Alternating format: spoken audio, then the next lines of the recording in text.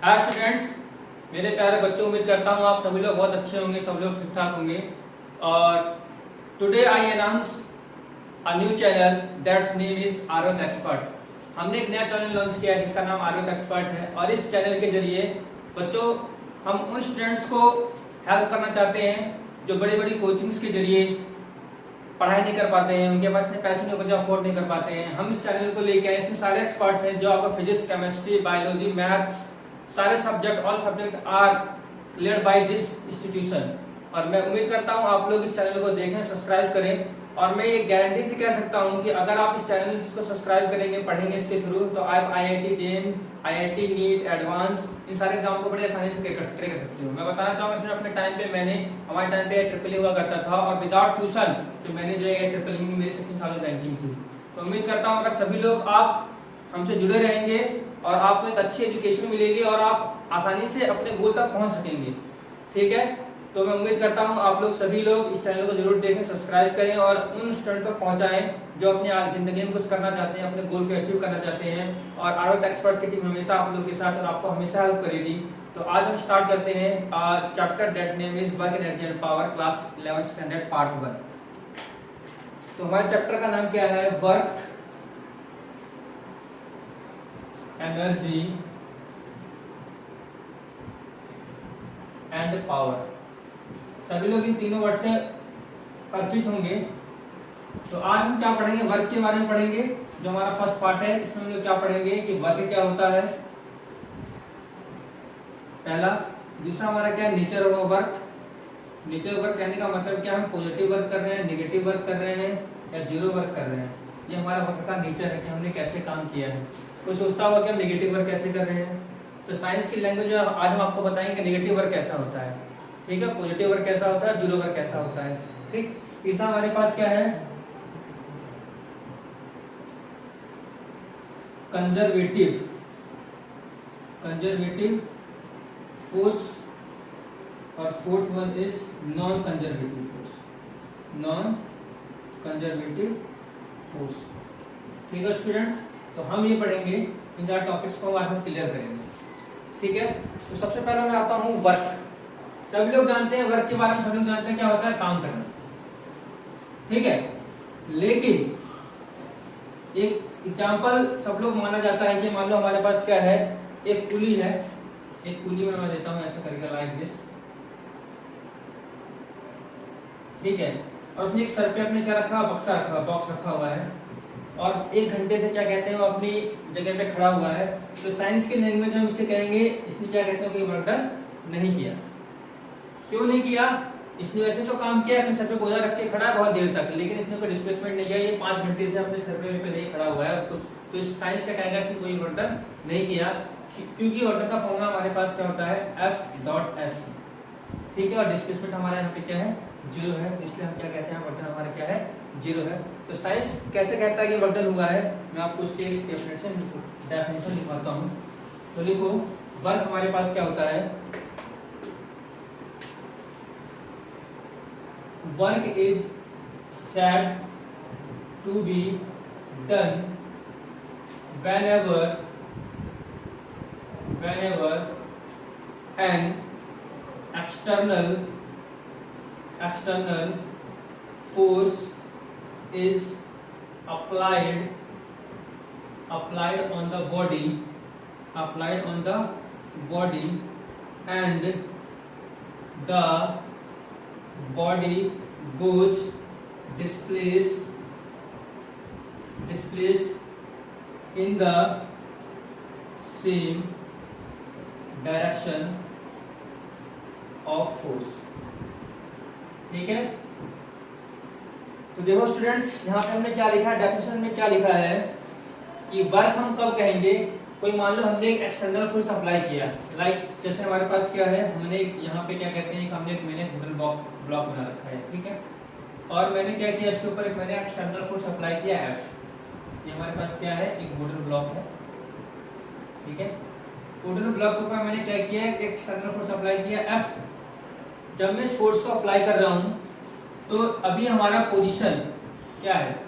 Position of block हमारे पास क्या है? अभी ए पे। जब मैंने इसमें क्या एक्सटर्नल फोर्स अप्लाई किया, वुडन ब्लॉक हमारा क्या हुआ, फोर्स लगने की वजह से सेम डायरेक्शन में वो मूव होकर कहाँ पे आ गया, पोजीशन बी पे आ गया। कहाँ पे आ गया हमारे पास, पोजीशन बी पे आ गया, ठीक है। और फोर्स अप्लाई में क्या किया एफ, डिस्प्लेसमेंट इसने कितना कर दिया एस, कितना कर दिया इसने, कितना कर दिया इसने एस। तो क्या कि जब तक हम किसी भी चीज के ऊपर एक्सटर्नल फोर्स अप्लाई ना करें तब तक हमारा ऑब्जेक्ट क्या कर रहा है, डिस्प्लेस नहीं कर रहा है, तो उसे हम वर्क डन नहीं कहेंगे। तो फिजिक्स के लैंग्वेज में क्या कहते हैं कि whenever external force is applied and the body get displace from its position, this is called work done. तो ये वर्क डन हमारा तब जाके कहलाएगा कि हमारा यहाँ पे वर्क डन हुआ है। और आपने देखा होगा फॉर्मूला हमारा वर्क डन क्या होता है, W = Fx cos थीटा होता है। क्या होता है हमारे पास, Fx cos थीटा होता है। अब देखो ये cos थीटा हमारे पास क्यों आया, क्योंकि जो हमारा वर्क डन है, जो हमारा वर्क डन है वो हमारा क्या है, डॉट प्रोडक्ट है। क्या हमारे पास, डॉट प्रोडक्ट है। और डॉट प्रोडक्ट को जब हम प्रोडक्ट को साइन कैलकुलेट करते हैं तो हमारे पास क्या आता है, एंगल आता है। क्या आता है हमारे पास, एंगल से क्या बोलते हैं, थीटा बोलते हैं, हमारा क्या cos थीटा है।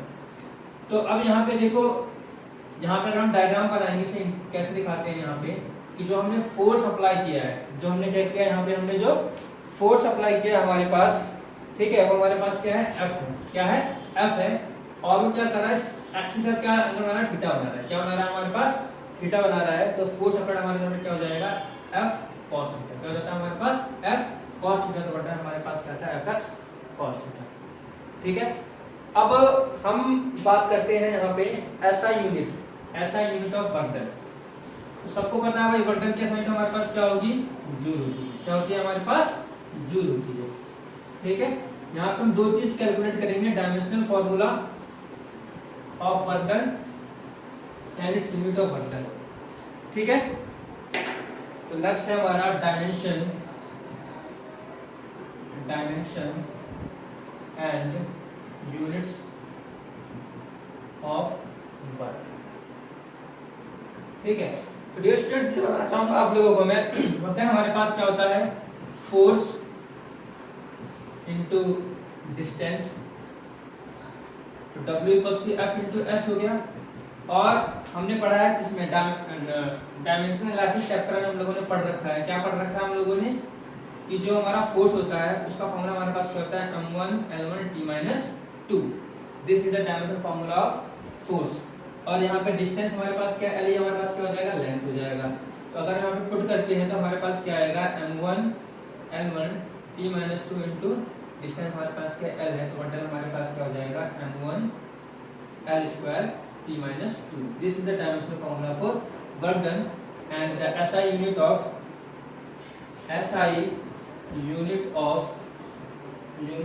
work is joule. क्या होगा हमारे पास, जूल, ठीक है।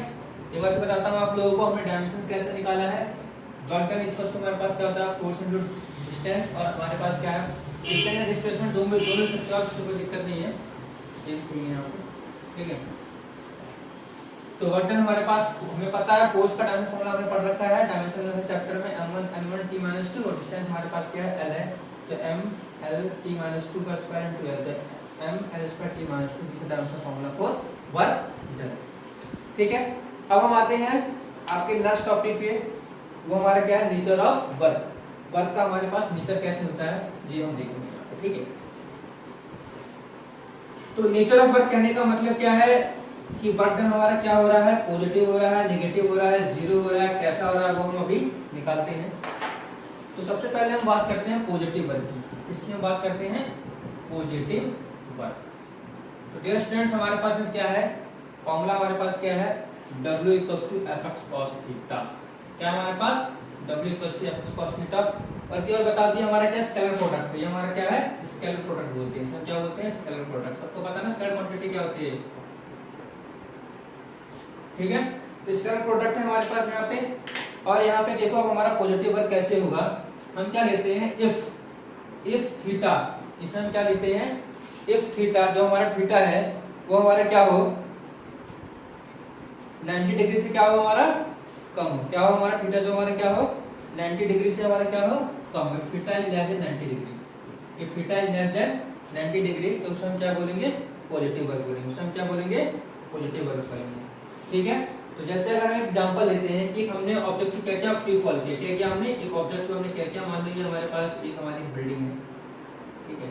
ये हमारी बिल्डिंग, ठीक है, और बिल्डिंग के ऊपर एक लड़का खड़ा है, एक बच्चा खड़ा है, ठीक है। उसने क्या किया, यहाँ से पत्थर को ड्रॉप किया, क्या किया, ड्रॉप किया, तो पत्थर सीधे आगे नीचे गिरेगा, ठीक है। अब जो पत्थर जो ऊपर से नीचे की तरफ गिर रहा है, यहाँ पे हमारा क्या हो रहा है, फ्री फॉलिंग हो रहा है। क्या हो रहा है हमारे पास, फ्री फॉलिंग हो रहा है। तो इन दिस केस जो हमारा थीटा होगा हमारा क्या होगा, 0 डिग्री होगा। क्या होगा हमारा, 0 डिग्री होगा। और हमें पता है cos थीटा हमारे पास क्या होता है, पॉजिटिव है। क्या होता है हमारे पास, पॉजिटिव है। अगर हमें पुट करते हैं हम w = fx cos 0, तो cos 0 is positive, therefore work done is positive. तो इससे हम क्या कहेंगे कि ये हमारा पॉजिटिव वर्क डन हमारा कब होगा, condition is applied here when theta is less than 90 degree. अगर थीटा हमारा 90 डिग्री से कम है तो हमारा वर्क डन हमारा क्या हो जाएगा, पॉजिटिव हो जाएगा। और यहाँ पे हम एग्जांपल में देखना चाहते हैं, आप देख सकते हो for example when a body is, for example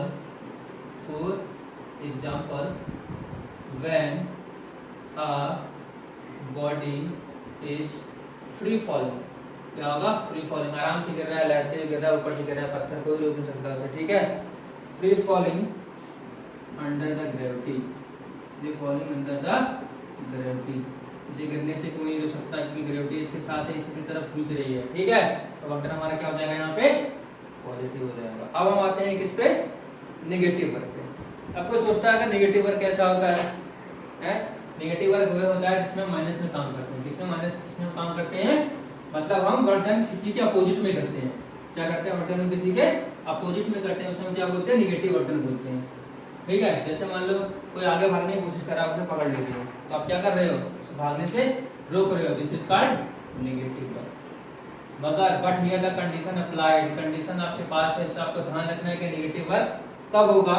negative work हमारा तब होगा जब हमारा थीटा क्या होगा, ऑब्ट्यूज एंगल होगा। वर्क डन हमारे पास फॉर्मूला हमारे पास क्या होता है, cos थीटा होता है। क्या होता है हमारे पास, fx cos theta. Remember this, सारा कांसेप्ट हमारा क्या इसके ऊपर है, आपको याद रखना है, ठीक है। अगर हमारा थीटा क्या होगा, 90 डिग्री से क्या होगा हमारा, ज्यादा होगा। क्या होगा, 90 डिग्री से हमारा क्या होगा, ज्यादा होगा। उस केस में हमारा क्या होगा, नेगेटिव होगा। अब देखो कैसे नेगेटिव होगा।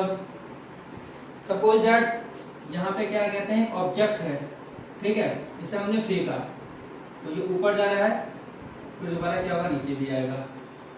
अगर हम यहाँ पे दो तरह से हम देखते हैं, यहाँ पे नेगेटिव वर्क डन हो रहा है। क्या हो रहा है हमारा, यहाँ पे नेगेटिव वर्क डन हो रहा है, नेगेटिव वर्क डन हो रहा है, नेगेटिव वर्क डन हो रहा है हमारा by gravitational force, by gravitational force, by gravitational force, ठीक है। और दूसरी तरफ देखें तो हमारा पॉजिटिव वर्क डन हो रहा है। क्या हो रहा है, पॉजिटिव वर्क डन हो रहा है बाय ग्रेविटेशनल फोर्स,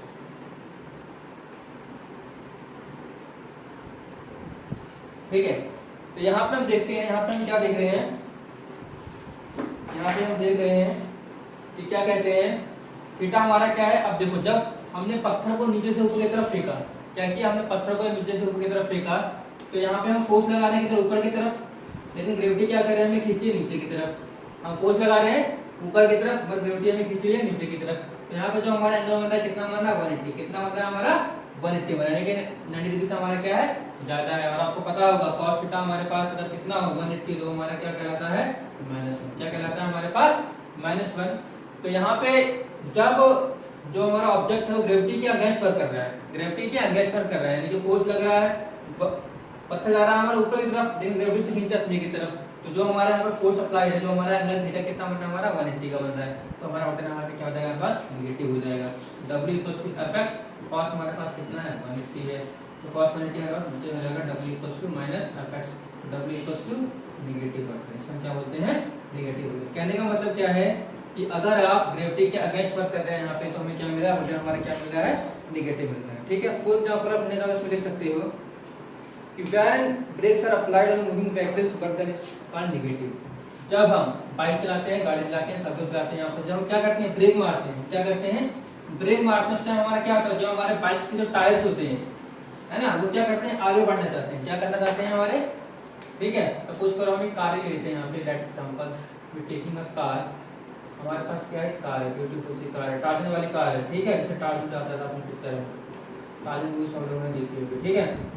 और यहाँ पे वो बैठा हुआ है और उसने क्या किया, अब वो क्या कर रहा है, ब्रेक अप्लाई कर रहा है कार पे। जब उसने क्या किया, ब्रेक अप्लाई किया तो कार आगे की तरफ मूव कर रही है, लेकिन जो फ्रिक्शनल फोर्स है रोड के बीच में लग रहा है, रोड और टायर के बीच में फ्रिक्शनल फोर्स लग रहा है, वो क्या कर रहा है, गाड़ी को आगे बढ़ने से रोक रहा है। यहाँ पे हमारा थीटा कितना बन रहा है, 180 बन रहा है। कितना बन रहा है, बटन कितना बन रहा है, 180 बन रहा है। यहाँ पे हमारा क्या होगा, नेगेटिव वर्क होगा। तो ले सकते हैं इसमें हम व्हेन, फॉर एग्जांपल when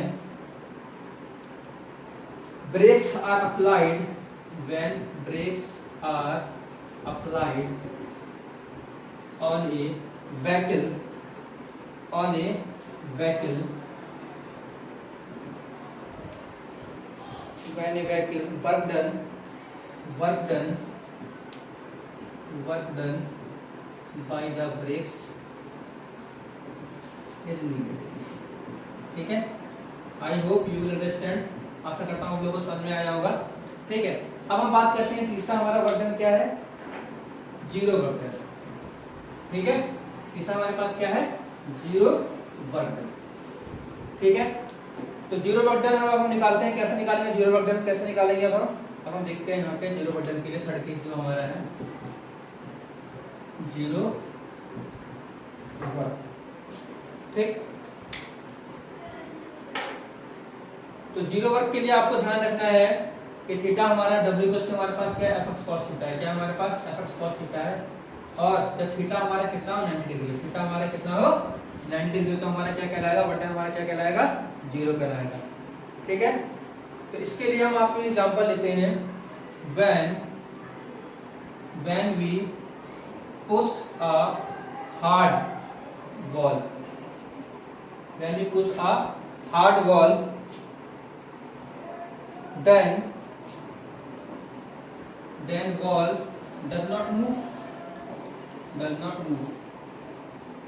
एक हम क्या कर रहे हैं, एक हम हार्ड वॉल के ऊपर, एक दीवार के ऊपर हम फोर्स लगा रहे हैं और हमारी वॉल क्या कर रही है, मूव नहीं कर रही है। उस टाइम पे हमारा क्या है, एस हमारे पास डिस्प्लेसमेंट हमारा क्या हो रहा है, 0 डिग्री हो रहा है, और थीटा हमारे पास कितना है, 90 डिग्री। थीटा हमारे पास कितना है, 90 डिग्री है। उस केस में हमारे पास क्या होगा, बटन हमारा क्या हो जाएगा, जीरो हो जाएगा। बटन हमारे पास क्या हो जाएगा, जीरो हो जाएगा। इसे क्या कह सकते हैं, जीरो बटन कह सकते हैं। सबसे मोस्ट पॉपुलर एग्जांपल क्या है कि कुली है और अपने सर के ऊपर लेकर बोझा खड़ा है 5 घंटे से एक ही जगह पर, मगर डिस्प्लेसमेंट नहीं कर रहा, तो बटन हमारा क्या हो जा रहा है, जीरो हो जा रहा है। ठीक है, तो स्टूडेंट्स अब हम आते हैं अपने नेक्स्ट टॉपिक पे। ठीक है, इसका नाम हमारे पास क्या है, कंजर्वेटिव फोर्स। क्या है हमारे पास, conservative force.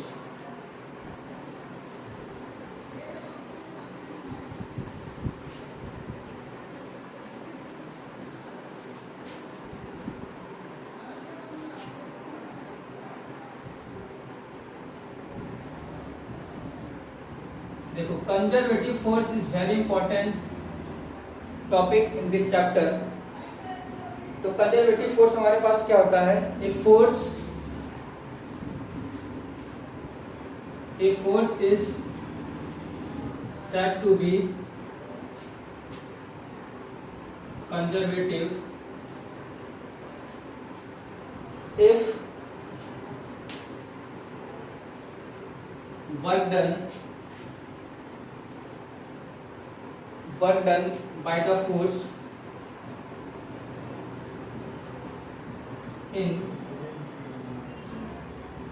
moving a body depends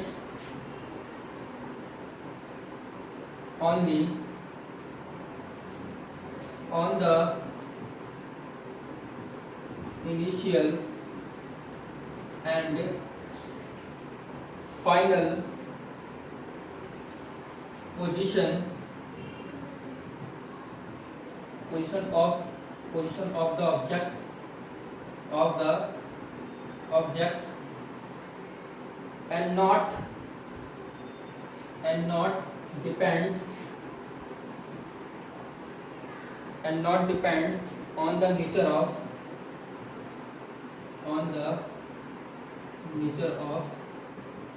path followed।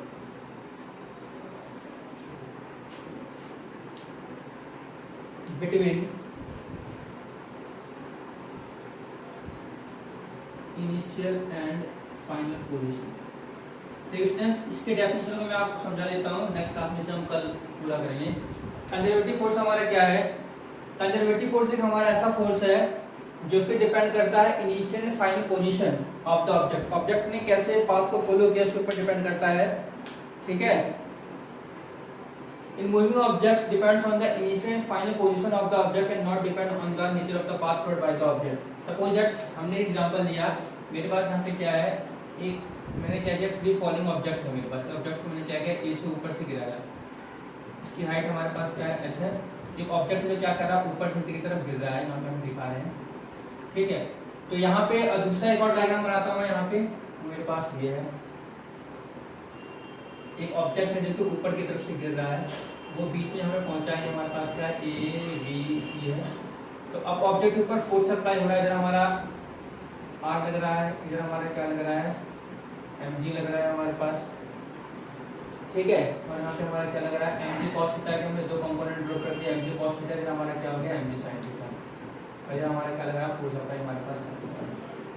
तो यहाँ पे हम क्या देख रहे हैं, कंजर्वेटिव फोर्स हमारे वो फोर्स होते हैं जिसमें हम कह सकते हैं जो वर्क डन होता है, जिस पर डिपेंड करता है initial and final position of the object. Initial and final position of the object यानी कि ऑब्जेक्ट यहाँ से गिरना स्टार्ट और यहाँ पे पहुंचा, वो ये नहीं देखता कि उसने कैसा पाथ फॉलो किया है, वो नहीं देखता उसने कैसे पाथ फॉलो किया। जैसे यहाँ पे देखो, ऑब्जेक्ट हमारा ए से जब सी की तरफ आ रहा है तो ये बीच में बहुत सारे पाथ फॉलो करते हुए आ रहा है। तो कंजर्वेटिव फोर्स हमारे वो फोर्स होते हैं जिसमें ऑब्जेक्ट हमारा क्या करता है, वर्क डन जो हम तभी कह सकते हैं जो डिपेंड करता है initial and final position of the object, not depend on the path. उसने कैसा पाथ फॉलो किया उसके ऊपर डिपेंड नहीं करता, बस वो डिपेंड ये करता है कि ऑब्जेक्ट ने जो वर्क डन जो हो रहा है उसके इनिशियल पोजीशन का फाइनल। जैसे ऑब्जेक्ट को हमने फेंका ऊपर से, तो ए से कहाँ पे आ गया, वो बी से हमारा ए पे आ गया, that is called work done. उसने कैसा पाथ फॉलो किया, ऐसे आया या ऐसे आया, कैसे उसमें डिपेंड नहीं करता, डिपेंड इस पे कर रहा है कि ऑब्जेक्ट हमारा ए से बी पे आया। This is called conservative force. Conservative force हमारे वो फोर्स होते हैं जो कि initial and final position of the object, object के इनिशियल एंड फाइनल पोजीशन पे डिपेंड करते हैं, ना कि उसने कैसे पाथ फॉलो किया। सपोज दैट जैसे मान लो कि हम लोग क्या करते हैं,